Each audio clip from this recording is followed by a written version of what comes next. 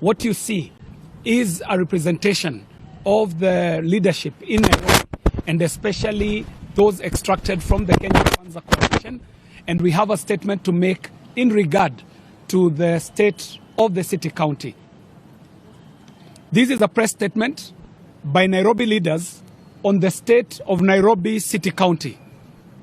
It is our observation, an observation that is now the view of a majority of the city county's residents, that Nairobi could be facing its worst leadership crisis at City Hall in this capital's history.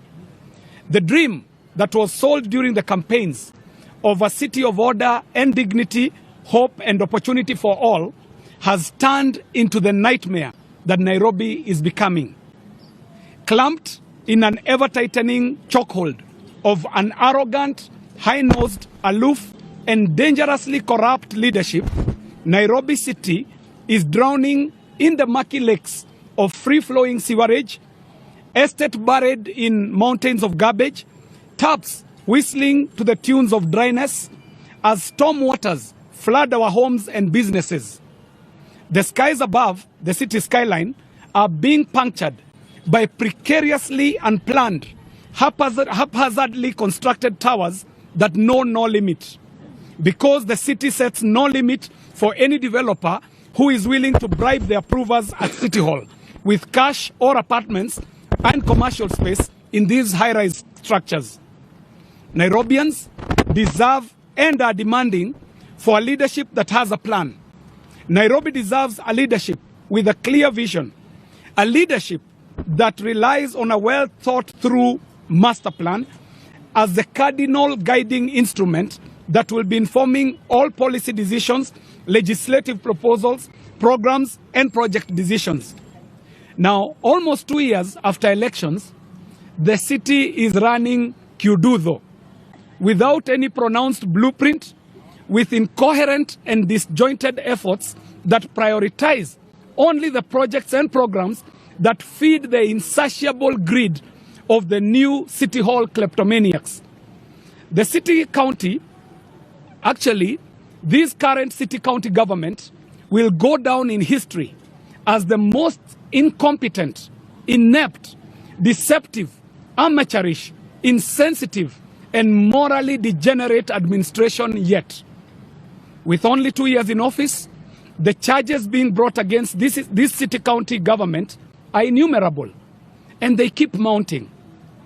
A recent Auditor General's report unearthed gross mismanagement of public finances, payments of huge amount of monies to ghost workers, corrupt and selective payment of pending bills in exchange for big kickbacks, suspicious accounts, and misappropriation of billions of Kenya shillings.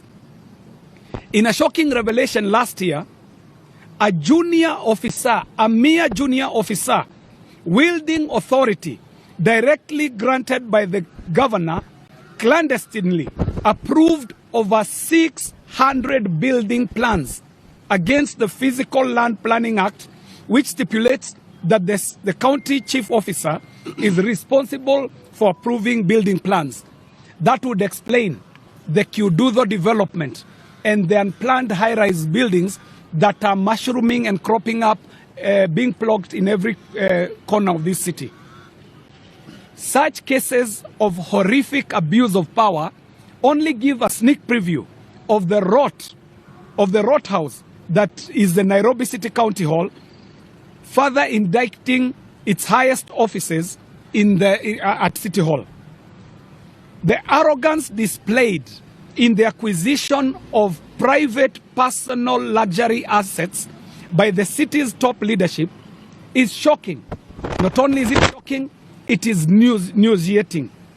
Never before has Nairobi ever been pilfered so brazenly, so crudely, and never before with so much display of juvenile bravado, intimidation, exclusion, and undermining of those who they are not able to pay to buy with their looted billions. Pitting leaders against each other and sponsoring petty squabbles has become the expensive hobby of the governor and his court of loyalists, the loyalists who are loyalists for hire.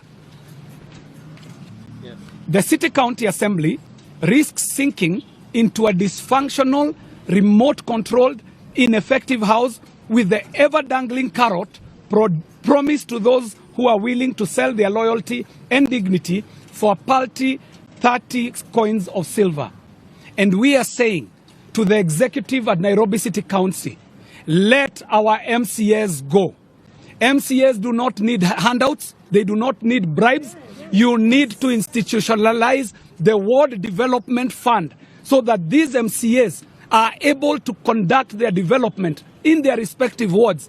MCAs are not there to beg for handouts in the governor's parlor. They are not there to be bribed for whatever reason that the governor thinks that these MCAs need to be bribed for. They need their independence. They need their financial independence by providing a good structure for the Ward Development Fund to be properly funded, well instituted, so that they can undertake their development in their county wards. It is for this reason that we, a representation of Kenya Kwanza leaders, and by extension, representatives of the millions of disgruntled Nairobi residents, want to call Governor SAKAJA and his administration to order. We are also calling upon the relevant audit, oversight, and investigative bodies to swiftly intervene and rescue Nairobi from the shackles of rampant mismanagement and incompetence. We are starting right here at home. We are starting here in Parliament. Senate, which has the constitutional mandate of oversight over counties, must process the Nairobi situation with urgency. Governor SAKAJA must account to the citizens through appearances before Senate. He must be invited to put the record straight, and these invites are invites that he must honor. There is no excuse by any governor as to why you cannot honor an invite by Parliament. An invite that is not honored calls or attracts a summon. And when the summons are not honored, it attracts the penalties as stipulated by the law of Kenya and by the standing orders of this very honorable August House. He must be invited to put the record straight, invites that he must honor. It is the least that must be done.